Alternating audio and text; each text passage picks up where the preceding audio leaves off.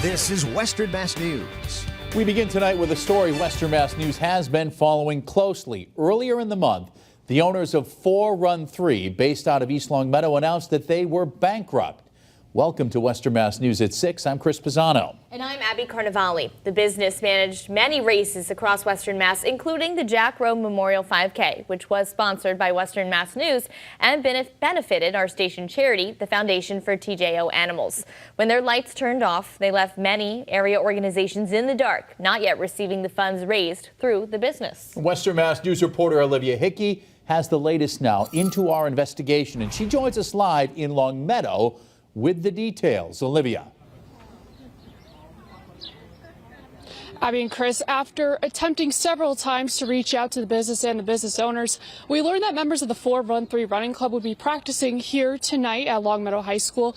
So we came to try to find some more information, but runners were not interested in speaking with the press, and we were told that the owners would not be joining them this evening. Now to that latest information. The latest developments on the situation are on May 23rd, just under 1 week ago, an involuntary Chapter 7 bankruptcy petition was entered against 413 Racing LLC by bankruptcy court.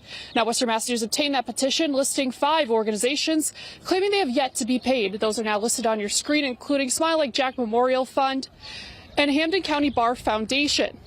The organization effectively nearly $30,000.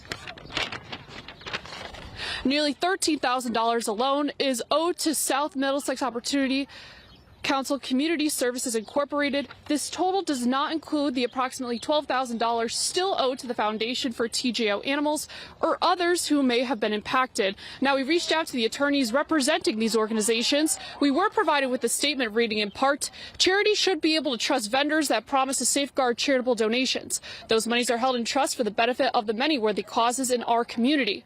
Unfortunately, when that trust is breached and all those monies are unaccounted for, there is very little recourse for small local charities and race committees. Race organizers, runners, and the charities they support should not be left wondering what happened to donations, including registration fees, meant to support programs that serve our community. So now what happens next, Abby and Chris? Attorneys explain that if the petition is allowed, the court will appoint a trustee to investigate where that money is going, and they're going to work to hopefully recover some or all of that money. Now, Western Mass News has also learned that the Massachusetts Attorney General's office is aware of complaints against 413. Reporting live in Longmeadow tonight for Western Mass News, I'm Olivia Hickey. All right, thank you for that live report, Olivia. Western Mass News continues to get answers by looking into Tim and Jill Murphy, as well as their company, 413 Racing. Per public records requests, we can confirm that 413 Racing and neither Tim nor Jill Murphy have filed for bankruptcy.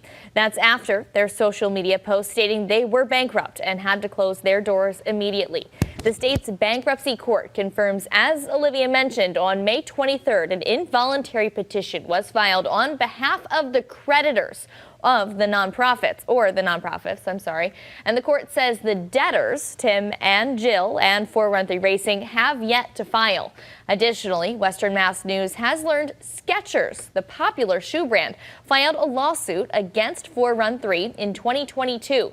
The initial statement of damages filed on March 16, 2022 alleges contract action for damages of $25,000 or less.